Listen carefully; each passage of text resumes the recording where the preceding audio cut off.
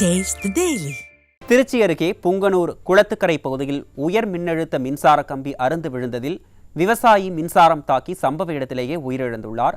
ஸ்டாலின் அரசின் மின்துறையின் அலட்சியத்தால் நிகழ்ந்த இந்த உயிரிழப்பு குறித்த கூடுதல் விவரங்களை செய்தியாளர் அருண்குமார் வழங்க கேட்கலாம்.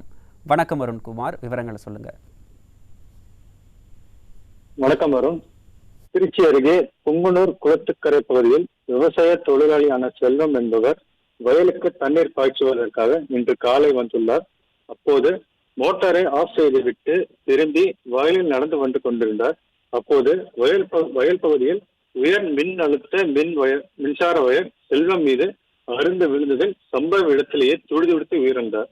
இது குறித்து தகவல் அறிந்த ராம்ஜி நகர் காவல்துறையினரும் மின் வாரிய துறையினரும் சம்பவ இடத்துக்கு விரைந்து சென்று விசாரணை நடத்தி வந்தனர். அப்போது மின் வாரியத்தின் அலட்சியத்திற்கு உரிய தீர்வு வேண்டி இறந்தவரின் குடும்பத்திற்கு அதிகபட்ச இழப்பீடு வழங்க கோரி உடலை எடுத்து செல்ல மறுத்து கிராம மக்கள் 2 மணி நேரமாக உடலை எடுக்க விடாமல் போராட்டத்தில் ஈடுபட்டனர். இதனைத் தொடர்ந்து போலீசார் சமாதான பேச்சுவார்த்தையில் ஈடுபட்டனர். தொடர்ந்து காவல்துறையினர் இந்த சம்பவம் குறித்து உரிய விசாரணை நடத்தி உரிய இழப்பீடு பெற்று தரப்படும் என உத்தரவாதம் அளித்ததை தொடர்ந்து போராட்டம் கைவிடப்பட்டது.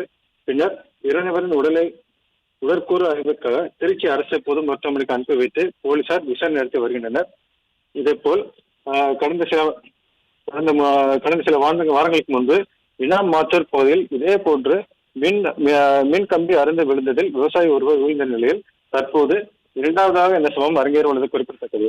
இந்த நிலையில் ஸ்டாலின் தலைமையிலான அரசு மின் வாரிய உதவி செயற்பொறியாளர்கள் கொண்டு கள ஆய்வு செய்து பழமையான மின் கம்பங்கள், பழுதடைந்த மின் பாதைகள், சாய்ந்த மின் கம்பங்கள், பழுதான இழுவை கம்பிகள் உள்ளிட்டவற்றை அகற்ற வேண்டும். அரசு பணியாளர்கள் தங்களுடைய பணிகளை முறையாக செய்யாததால் இது போன்ற சம்பவங்கள் தொடர்ந்து நடைபெற்று வருகிறது.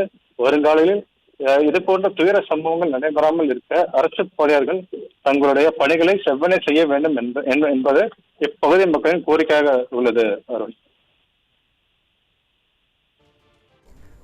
விவரங்களை வழங்கியமைக்கு நன்றி அருண்குமார்.